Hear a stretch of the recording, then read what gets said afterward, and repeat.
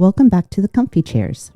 This is Kate, and I want to invite you to have a seat for a conversation about leadership and learning. I've been enjoying a comfortable conversation with Erin O'Mara, gathering her insights into communication. Last time we paused with a thought about mutual respect and listening. Today, we'll pick up with thoughts on the role humility and equity play in effective communication, and then dive in to understanding how leaders can use those skills to empower their teams, mitigate bias, and develop their own abilities. I want to go back to humility if we can, if I can boomerang around a little bit. I think there is a lesson for leaders in, let's see if I can capture the thought that went through my head. Here's what I want to ask you. What are some of the practices that leaders can pursue to be more, the language that comes to mind for me is empty vessel, that instead of preparing my rebuttal or my response, that let me sit and listen and then think and respond? That's a really good question. It's a mindset shift. Agreed. Yeah. And I think a lot of leaders do this. And so I don't want to suggest that they don't. And when I just use the word leaders, I know there are great listeners out there because it is a mark of a great leader. It's really important. Same. Thank you for that distinction. Yeah, it can be easy to paint them all with the same brush. Yeah. So anybody who's struggling with it, it's a mindset shift. You know, ideas can and should come from anywhere. And when we think about equity and inclusion, we want them to come from anywhere. Mm-hmm. So we want to set up systems in our companies where people feel safe to show up fully and authentically and share their expertise. They can't do that if the model from the person in charge is to shut down the exchange of ideas. And so I think it comes down to thinking about the greater good. It comes down to allowing yourself to be humble in the moment. The fact is, leaders have a lot of power. You do not have to wield it constantly. And there is a lot of power in giving everybody else space. So sit in that power silently and allow people to share and show up authentically and share their expertise. The value in that, I think, if people try it, will be so evident that to adopt it as a practice will become easier and easier. Mm-hmm. If I may add to that, one of the things I think is very important in leadership, well, and in life, whether it's I'm leading a team or, with a spouse or a friend, it's what I have referred to as showing your cards. That you should be very transparent about, this is the thing going on, this is what I'm working on. So if you're a leader who recognizes, I'm always thinking about what I'm going to say instead of truly listening, I recognize that that's a problem. Tell your people, I want to improve my listening skills. That means that I'm going to make every effort to fully engage in what you're saying. Think about it, but not think about my rebuttal immediately. That means when you're done sharing, I'm probably going to need a moment to think. Yes. Yeah. And so that's brilliant. Yes. Why not be vulnerable? Yeah. And, it's Erin gives me her input, and instead of starting immediately saying, all right, let me reflect on that for a second. Okay, here's what I have to say. Because by and large, it's not going to take, an hour to come up with a thoughtful response. So you're not losing time, and you're gaining trust and ultimately effectiveness and productivity. Yeah, and even to add to that, let's say you don't have the thoughtful response. It's okay to say, I don't know, and I'll get back to you. How radical. Radical. And I love it when anybody on my team tells me that because they're being thoughtful. Yeah. Nobody should be on the spot. Nobody has every answer. Great. I don't know. I'll get back to you. And I Yeah. think that's really powerful for a leader to say. I think the other thing, and I am guilty of this. I interrupt sometimes. It's terrible. I get excited and and I can interrupt people. That's not good listening. That is bad. It's rude. It's not okay. Um, I haven't done this yet because we're mostly in the virtual world, but bring a toy buzzer to the meeting and let somebody buzz the interrupters, every Yeah. interrupter, you know, including Including you. Yeah. including me. Yeah. Well, I think this is not, we're also not talking about an all or nothing case. Like, this is not boilerplate approach for every type of conversation or communication you have. It's, are you being intentional and, intelligent about how you're engaging? Because if you're having a casual conversation, of course there'll be interruptions. Of course you'll have, oh, this is what I think I want to say. Oh, I thought of this other thing that's totally off topic. That's okay in that setting. But using that as your toolkit, anytime you engage in a dialogue or delivering communication is problematic. So, Yeah, absolutely. I mean, your point, and it's an important one, is context matters. mm-hmm. And there should be a difference between casual conversation and the conversation you're having with friends and sometimes part of what makes that conversation so special is that there are interruptions and there's laughter and there's building and there's speed and that should happen in business communication. When you're really trying to listen, it doesn't work that way. That's not Mm-hmm. effective, Yeah.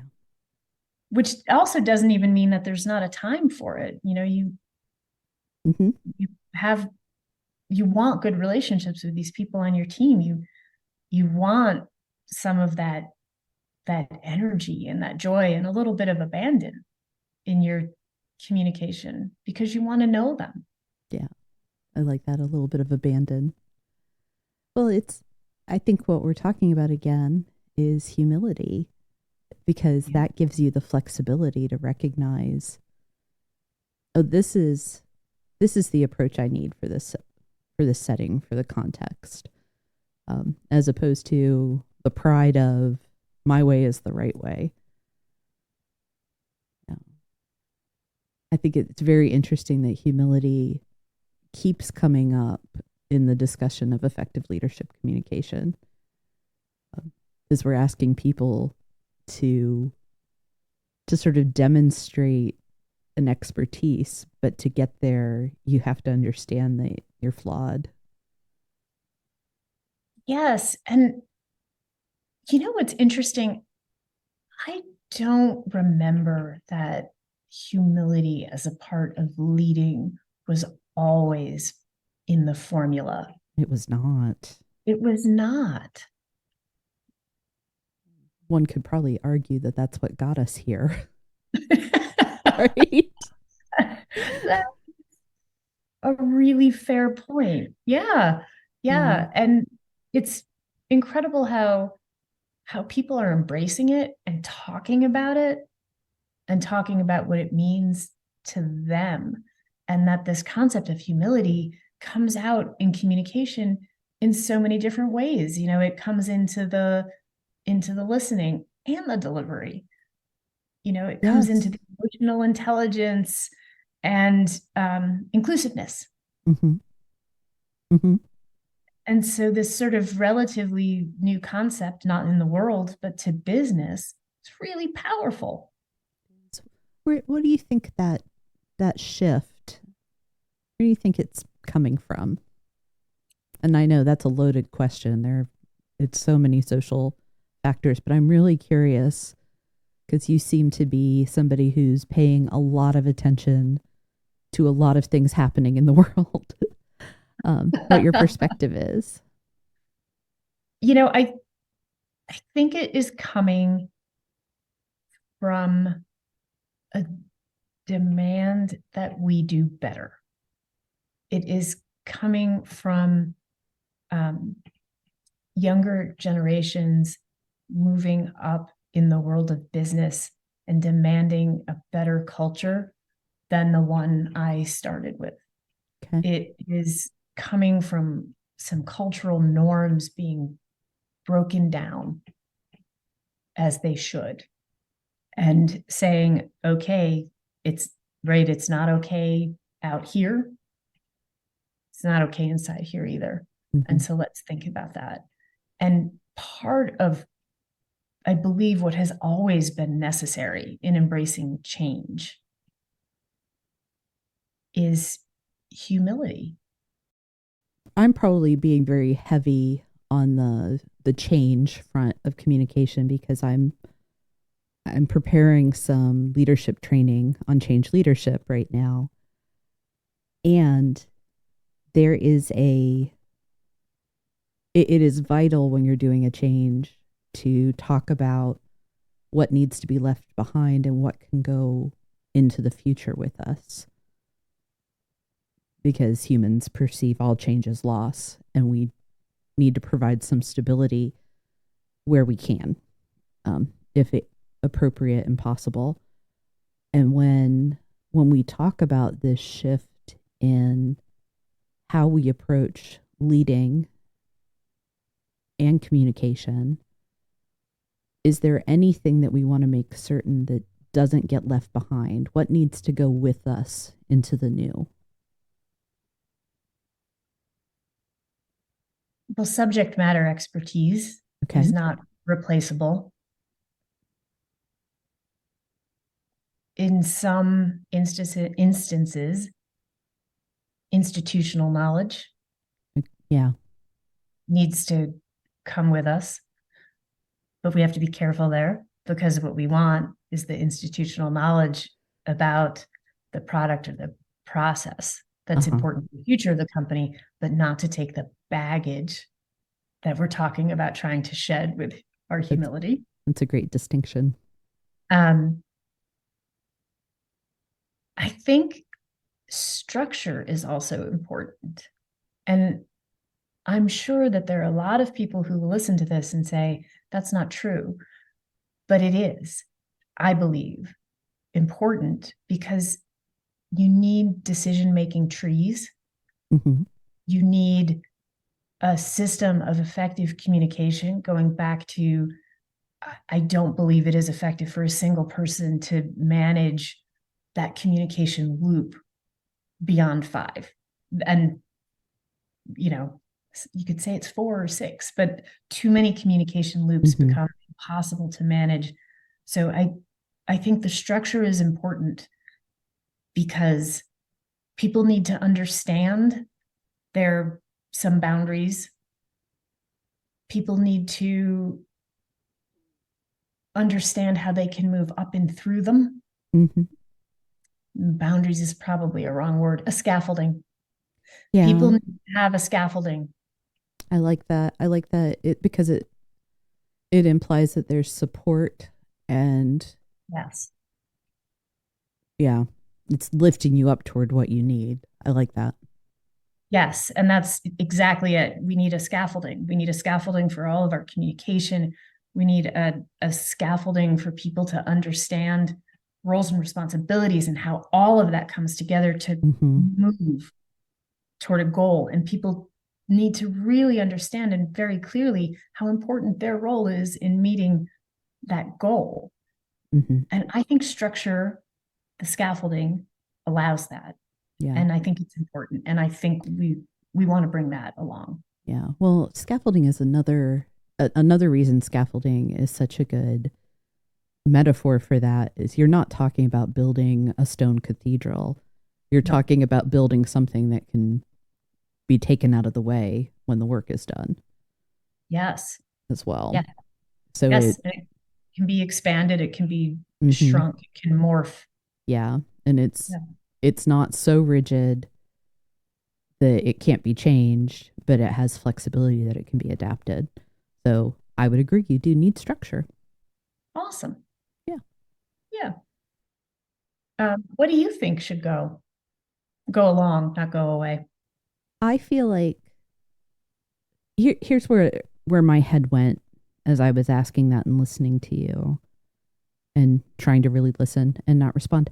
Um, I was thinking about the rise of incivility in the last few years and how that's something I think definitely needs to be left behind.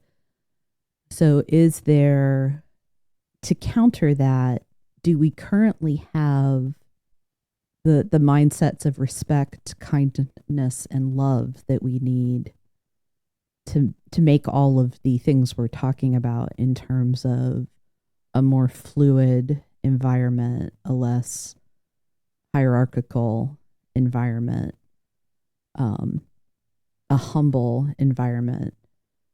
Do we have the mindsets now to carry forward with us?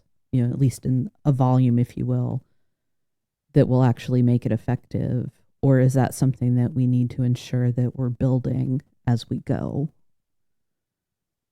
That's what I was thinking about.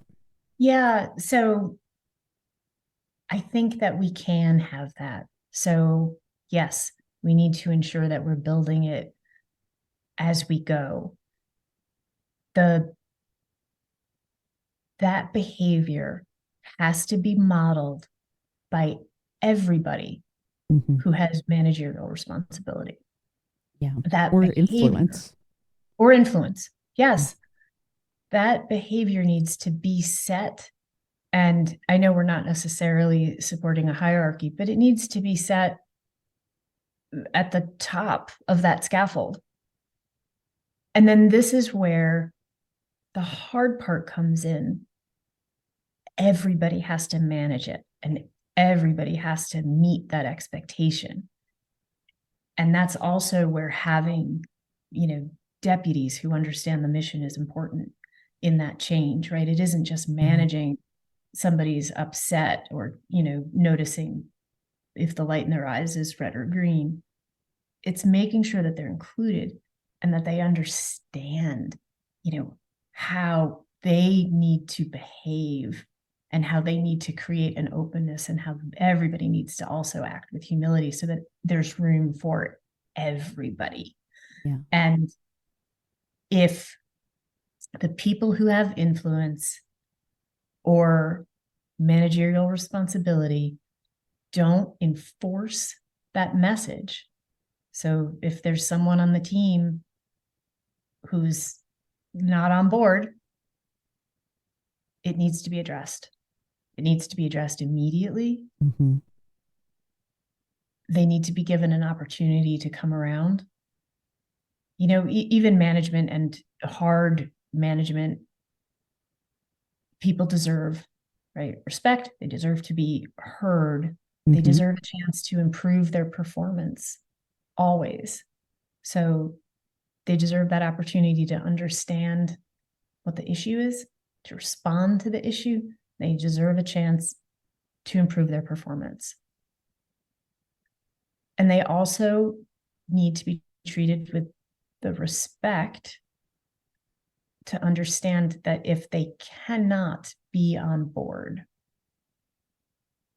with an office culture that creates inclusion and equity, that there could be consequences. Yeah. 100%. I believe that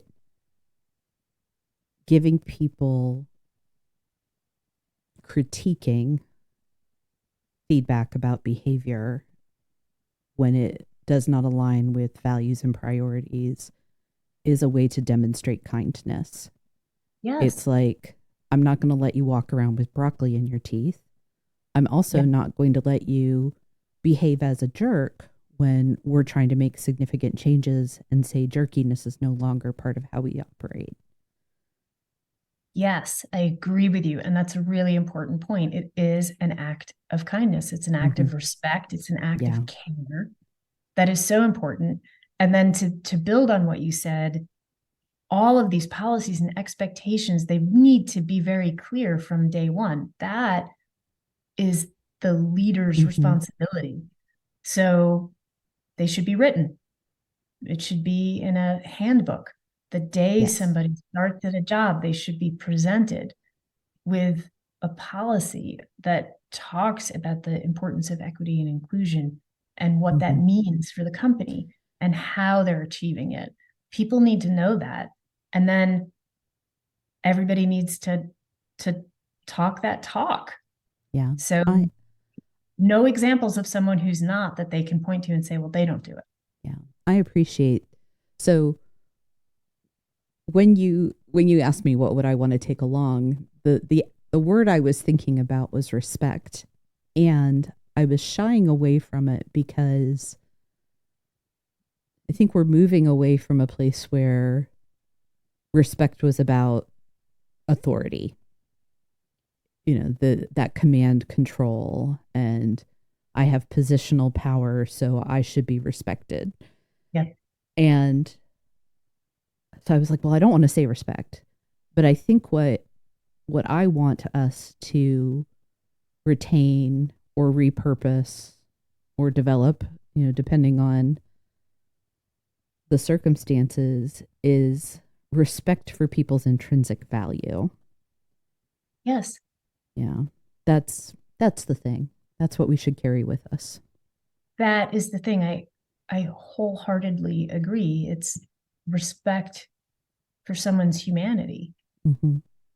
I and and an understanding that that respect is the base. Yeah, it's the You know, price of entry. Right? yeah, that you show up and you are respected and valued for being a person on this planet. And then you're hired for your skills and what you can contribute, and you're given the opportunity to show that you've got those skills and you can contribute. You're appreciated as a whole person. I am probably taking us very far down the lane away from our original topic.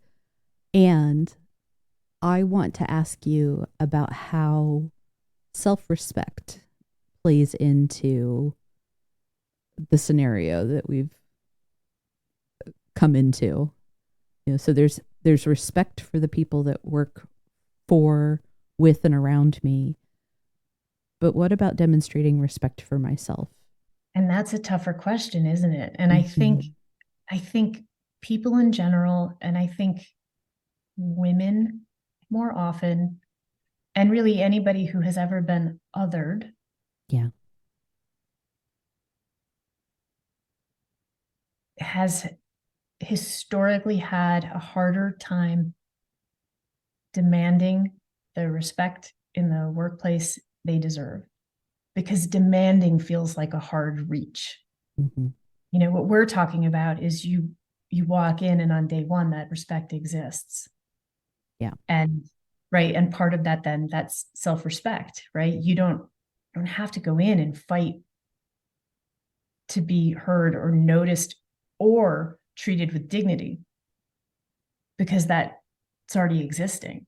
Hmm. And so the I, I think what women and any group who has been othered has experienced are moments when their self-respect is in jeopardy for a moment because somebody feels safe to trespass. Yeah. Are you putting are you putting your values, yourself, and your value of yourself, are you compromising those based on your work circumstances? And that's a really, right, that's a horrible position and a tough question, because there are real world consequences to that. Hmm. And, people people work because, our economy is based on work, and they have, they like to eat. I do like to eat. I I like to know. pay my bills. Yeah. Exactly. They like to have a home, and they want to have quality of life. They have Hmm. responsibilities. They have crazy student loan debt. They have kids with special needs. They need Hmm. to work. And so it is a shameful truth that there are moments when a calculation is made, and it's a reasonable human calculation about what they feel they need to tolerate, what a person needs to tolerate in the workplace. Yeah. And that to me is devastating. And this should be a call, and this is outside of my purview. This is what I feel as a manager, and what I feel from my experience, that nobody should ever be put in this position, and that we need to do better, because it is unbearable and it is unacceptable. I agree. And I don't think it's a stretch to say that humble, clear, customized, if you will, that's not quite the right word. I'm going to ask you to help me with that. Communication has a vital role to play in reforming the workplace so that that's not the case for people anymore. Yes, and customized might be the right, personalized, maybe Yeah, that may be individualized. individualized, Something in that something space. something in there. But that is important, right? I mean, so someone might be 15 minutes late every day, and maybe the leader is a stickler for punctuality. So what do you do? It seems to me that the inclusive and equitable and humble, and really just ethically and morally right thing to do, is to find out what's going on. You're the leader, you can make the rules, and if 9 a.m. on the dot is really important to you, that can be your rule. But what if you talk to somebody and you find out that they're a single parent and they have to do drop off? They have to get their kid to Mm-hmm. school. Yeah. Can you change your rule? Yeah. Can somebody be a valued employee and not be there at 9 o'clock? I say yes. I think somebody can be a valued employee who brings the right skill, curiosity, aptitude to a job, who doesn't have a degree. Oh, yeah. It goes back to, what does the work genuinely require? Yeah. And if the work does not require that every single person on a shift is, there in line at 7 a.m., well, then why does everybody have to report at 7? If the work does not require you to wear, a skirt and pantyhose to be effective, why was that formerly a requirement of women in the workplace, right? And Yes. it was And not, none of that is about that. Those things are not about accomplishing the goals and priorities of the company. Those sorts of things often align with bias and like calcified expectations. yes, so many of these things, and right, this so is using being at 9 as an example, and the person that's probably the single parent historically is probably the mom. Mm-hmm. And so, maintaining that expectation and that rule, it's really in support of outdated modes of thinking, and it's in support of the patriarchy. Mm-hmm. And there is still, I mean, when I think about the history, and I'm just so stunned. I believe it was the Fairness in Lending Act, and that was in 1974, where women could even have a credit card and get a mortgage. That was in the 70s. Yeah. Well, the right now, remote work made it possible for women to start re entering the workplace in the last few years. There had been a significant drop in the percentage of women compared to men in the workforce, particularly at the start of the pandemic. And about a year or so later, the numbers were showing really good gains. And now that companies are starting to demand that people come back to the office, those women that were able to work from home and manage their homes and their children's needs, they're going to be forced out of the workplace again. And I'm really concerned that this move to go back to the office is going to end up disadvantaging a lot of women. Yeah, I agree.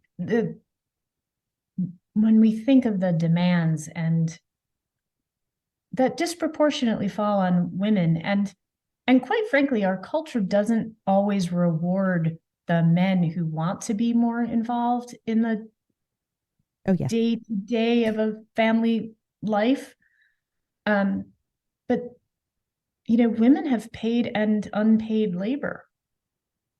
Yeah. There's a lot on the shoulders of women, and creating some flexibility.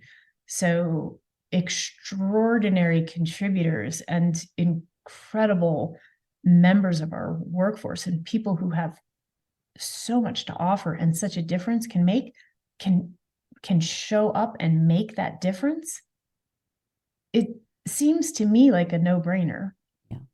Well, particularly when there are so many studies that demonstrate that women leaders have more productive teams, women owned businesses, women CEOs, have better earnings, fill in the blank, that the capabilities of half the population are not fully realized. I do think, you said that we kind of gotten into a space out of your wheelhouse. And when I think about your organizational mission statement, purpose statement, it's about a more just and equitable world. That's what we're talking about right now. That's what we're So, talking about. Yep. yeah. So you work in the space of how does journalism contribute to that? But I think we can draw a very clear line to the way we communicate as leaders. It's an effort to create more equity so that they can be their best selves at work. Yes, absolutely. And we should back up to bias again, which really is what we're talking about. We can draw a very straight line from bias, from sexism, from bigotry, Or even, I don't to like the the school power. you attended. I mean, Yeah, it doesn't have to be as significant. no. And the power of words in the workplace to either lift someone up or push them right down, it is extraordinary. So, women are still confronted with being called aggressive when Mm-hmm. all they're doing, is being an effective leader, when they're demanding performance from their team in the same way a man would. Mm-hmm. They are aggressive. Um, Men and women of color get called angry. Oh, yeah. These are words that are intended to promote and perpetuate a stereotype.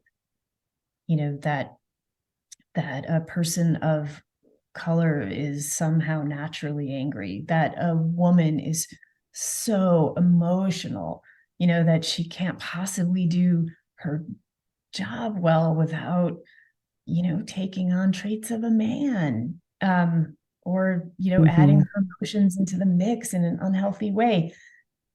And everybody deserves better. That is not a level playing field. There are studies that are really clear that these biases come out in performance reviews. So women are often um, rewarded in a performance review for attributes that are outside of their job function. Women get comments about how easy they are to work with, how funny they are, how delightful they are. Well, men get comments that say you brought in X sales, you improved performance by Y. So a woman can have the very same and tangible result on a business, but is more likely to be complimented on things that are outside the job function. Yeah. And that holds women back. That holds people of color back. That holds anybody who has ever been othered, that holds them back. Women and other groups that are historically disadvantaged, they're also not coached in the language of performance improvement. The mentoring, the sponsoring that happens. I do believe it's improving, but it's improving so gradually you can't see it yet. That it's men tend to get that extra support, Yeah. that does make it, oh, we're talking about the concrete measurable outcomes of your work, as opposed to, yeah, you really light up the room every time you're here. Yes. Yes. And when we should briefly, this is a really big conversation, but let's talk about microaggressions Mm. for a moment. A very smart and lovely woman, young woman at a dinner party that I was at recently said, it's intention versus impact. Now, this takes some emotional intelligence and it takes that pause and self-awareness. But I think everybody needs to interrogate their word choice Mm-hmm. and the reasons for the word choice. You know, why do people of color more often get called articulate, as if that's a compliment, when the backside of that word is that there's surprise involved? Why isn't that a very basic expectation of anybody? Why? I was once told that I have, as the leader of a company, by a man, oh, well, you have good ideas. Oh, Wait, Lord. why have just good ideas, or is it more? And Yeah. what was going through his mind when he thought that might be a compliment? And I think that's also where, let's go back to this delicious buffet of words. Let's go back to sort of the core truth. What are the true things about the people that we're talking with? They are extraordinary. They are forces for change. Mm-hmm. They are, impressive. They're dynamic. They're brilliant. We have a lot of options. We don't have to be stingy with our words. No, we don't. And we can truly, truly reflect somebody's value in our word choice. Yeah. I want to, you've said the word interrogate twice. Yeah. That's interrogating yourself, which I love because, question yourself. I do believe that part of a thoughtful, intentional, humble life is that reflection on what have I done well? What can I do different? And how do we avoid people that want to be thoughtful and do better? How do we avoid getting paralyzed in our self interrogation room? Uh, Well, I think you also have to offer yourself grace. So the same grace that we've been talking about, Yeah. offering to other people, you need to offer to yourself. I think you need to know that you are going to make mistakes. Mm-hmm. We are products of our culture. we can be curious and learn and strive, and we should, and those are great things, we're still going to make a mistake. So I think we want to look at, we want to have the hard conversation. We want to be honest with ourselves. We want to be humble. And then we make a promise to ourselves to do better. And I think the way then we judge ourselves is that we are improving and that we are learning and that we are always a better and better force for good, for positive change, for health, for equity, for inclusion, for success, for joy. And it's okay if you make a mistake along the way. Your path needs to be clear. And so I think you give yourself that grace. You have those hard conversations, which is why I call them an interrogation. It's not a not a fluffy chat when you're looking inside. No. And then you do your best, and you apologize. If you think that you've done something wrong, you apologize. And I also want to be clear about that. There is no apology without accountability. Say more about that, please. While we're talking about an apology, please don't ever apologize for how someone else feels. That's not an apology. No. That's right. That's an automatic eye roll, and it would be a well-deserved eye roll. You need to know what you're apologizing for. You need to be able to say, this is what I did. This is why it was wrong. Demonstrate that you understand why it was wrong. Okay. And then what are you going to do? Right? Not going to do that again. Where did the transgression happen?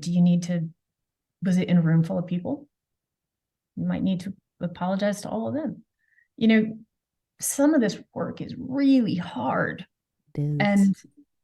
And it's not easy. You used two words that I just got giddy to hear, that what we're actually talking about is increasing success and joy. So it's worth the effort. It's worth the discomfort, because leaders, you and your teams will be more successful. People, you will have more joy in how you go through the world. Again, let me repeat myself. It's worth it. We get more from this work than by not doing it at all. Absolutely. And we'll think about the places where you've worked that you really loved. I mean, every company should think about, how do I retain my employees? It's a tough, right? It's a tough environment. I need to retain talent. I mean, just sort of from a purely selfish point of view, as a leader, doing what you can do that increases success and increases joy, increases your team's investment in their work, in your company, in each other. I mean, that's a win. It really is. It really is. So I'm going to shift us. You shared a set of resources with me, one of which I remember being one of my favorite books, On Writing by Stephen King. And I'm wondering if you could tell me a little bit about why you selected that short list, that book, and some articles and videos that you recommend. Oh, yeah, absolutely. So I think On Writing by Stephen King is a great book. I think it is worth the read, whether you're a writer or not. And the fact is that our writing is communication. Yeah. Good writing, people who are great writers, they write how they speak. So there's something to learn in this book. And one of the things that Stephen King says, and now I have to look for the quote. I have it somewhere. Yeah, so Stephen King, one of his great quotes. Yeah. He said, one of the really bad things you can do to your writing is dress up vocabulary, looking for long words because you're maybe a little bit ashamed of the short ones. It's like dressing up a household pet in evening clothes. And I love this. Yeah. Yeah. And he's right. And just, if we take a minute to apply that to business writing, it goes back to brevity, doesn't it? It does. How many words do we really need to get our point across? And how can we think about the most economic way to be clear? Hmm. And there are a lot of examples. You can say, I think that our plan should probably be X. How about our plan is X? There's a lot of power. And this is also one of the reasons that when you're writing an email, when you're doing any business communication, even when the moment's not fraught, set it aside for a few minutes and come back, because you will always find extra words that you can Hmm. take out. And there's also the, like, why are you using these big fat words? Well, how are people going to understand this? Hmm. There's, think of, and of course now I can't think of a Oh, of a I'll word. I'll share one of my pet peeves when people utilize the big Oh, word instead of use yes. the easy word. Oh my goodness, There's a that's such a time and a good place, example. but utilization and utilize are nails on a chalkboard for me. Are Use, 3 letters. one syllable, Yeah. easy peasy. No, I Hmm. I absolutely agree. That is a perfect example. Is it a car or a vehicle? I know. And we all do it. I'm a self-proclaimed word nerd. Sometimes I fall into the trap of, well, this is such a beautiful word. I want to use it, when something more common and simpler would suffice. Would absolutely suffice. There's and I my background started in marketing, and so Hmm. I fall into the same traps. But there's, fall versus autumn, and no euphemisms, right? Like, Hmm. and I just did a LinkedIn post about this, but Enron's document management strategy was shredding. Yes. Yeah, I saw this one. And And right no, sizing is another one you right. mentioned that just makes Mhm. me want to be sick. Right. And so it might be easier as a leader to send out a note that talks about a restructure, but everybody knows what that is. And they all Hmm. know that it means pain and change for them. So let's talk in plain language, Hmm. right size. Um, because people deserve that respect. And, Stephen King's point, and he did it in a funny way, is that your writing gets clunky when you try Yeah. to throw those big words in. You're a great example of utilize. Is clunky. It's harder to read, it's harder to understand. You don't want to lose somebody halfway through the sentence. Yep. So let's let's speak in the vernacular. Let's use the Hmm. right the short and common in the best meaning of that possible, so that the message is understood. Yeah. Well, it's also about accuracy. And I could probably draw a connection to humility of the, maybe I don't have to come across like I keep a thesaurus on my desk. I don't have to try to demonstrate my brilliance in an email, but I also know the difference between a in light of and in lieu of. She said, demonstrating a pet peeve. That's a good one. I mean, if you're going to use the words, you better get them right. Yeah. Yeah. Yeah, that's that's important. One of my points was that we should all be kind of walking through our life learning as we go. And you don't have to go to a class to learn. Yeah. You can have a great conversation with somebody and take away from it and apply that to your life. I mean, that's I guess where the interrogation comes in. If you're When you're listening, are you really listening? Can I integrate this into my life? Does it resonate with me? So read Stephen King's book. Hmm. It's an easy read. It's It fun. really is.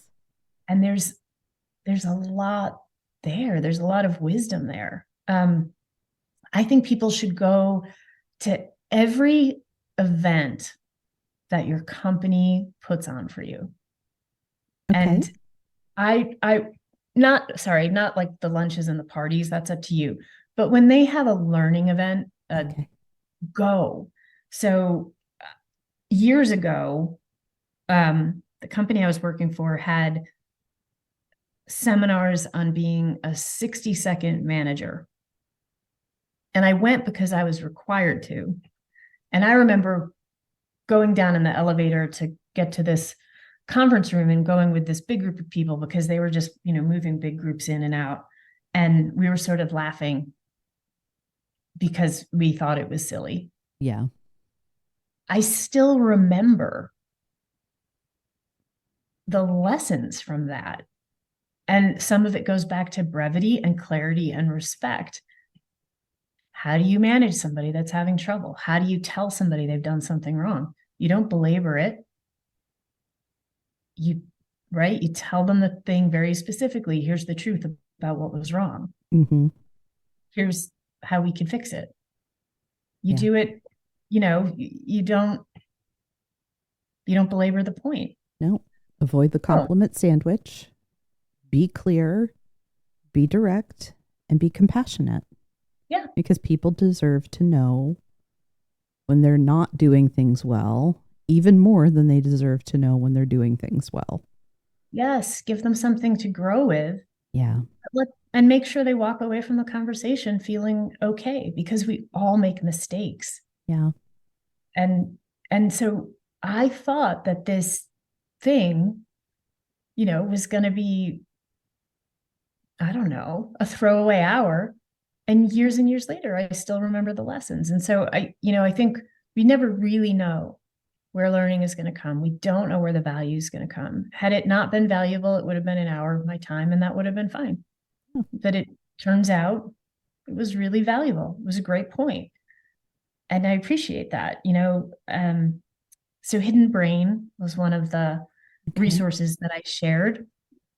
And it's a podcast, and everybody should download it right away. And you should listen to all of them. They're so good. And the podcast isn't necessarily about communication, though. As we've been discussing, communication crosses through everything. It's how your brain works and how we perceive things and how we move through this world. And there was just a podcast, and it's from October 30th. It is about the narratives we create about ourselves. Interesting. It's so interesting. It's about these narratives, and these narratives are happening unconsciously, the Okay. creation of them. But the thing that I think everybody wants to take away is, one, the power of words and the power of the narratives that we create. And we might create one that doesn't serve us. We can change it. Yeah. So the facts of our life might be the facts, right? So maybe somebody just lost a job, and maybe their narrative is, I got this job, I worked really hard, and I've lost the job. Now I don't have a job, right? They've just ended on this down note. But what we get to decide is where our chapters begin and end. Nobody's chapter has to end with not having a job, right? Yeah. That's the middle. That's the middle. So your chapter is going to end when you've moved on from this moment. And there are a lot of ways to look at these experiences of our life and decide. So this is the takeaway that I want everybody to have. So part of it is you get to decide where your chapters begin and end. Mm-hmm. You get to decide how long they are and what's in them. So the facts are the facts, but you get to decide where your chapters are. And you're not only the main character of the story, you're also the narrator. Yeah. So you get to choose how you tell your story. And you get to choose the words that are powerful in your life. Yeah. Well, my favorite thing ever, Erin, is stories. Whether it's books or movies or having, listening to people tell their stories. So thinking about story structure as a way to approach my own life, to to use as a lens for processing things that happen is very appealing. But that you decide where your chapters end and begin is beautiful. Because there are so many things we don't have power over. But that we do. We do. We get to also choose the tone of our narrator. Yes. Yeah, we get to decide how we interpret the facts. And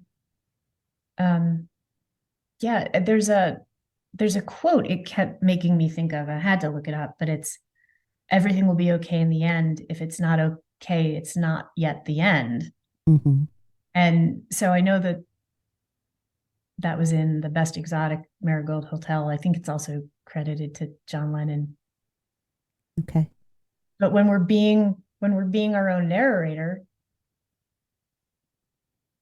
we get to decide. We get to have that power. We get to have that power over the ending, the chapter ending, Mm-hmm. the story ending, all of it. Well, and I think if I circle us back to thinking about leaders being effective in their communication, one of the things that you're doing when you talk to your teams is you are narrating that event for them. They will eventually take it in and interpret it, process it, tell themselves a story about it. But you are drafting the story in your communication. Yeah. And that's one of the many reasons why clear, humble, respectful communication is so important. Yeah, that's a really beautiful way to look at it. You are drafting a story, and like any writer, you want your story to be read and understood. The point of the story is creating connection. Yeah. That's exactly right. That's what it all comes down to. That's what it all comes down to. Yeah.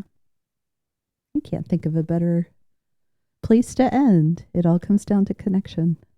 Oh, that is a pretty good ending.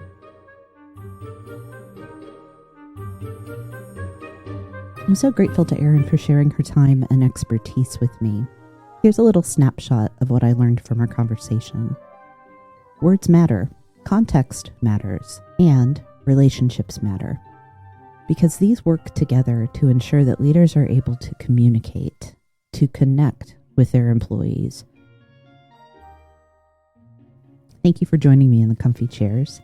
If you enjoyed this episode and you'd like to support the podcast, please subscribe, leave a rating or review, or share it with others.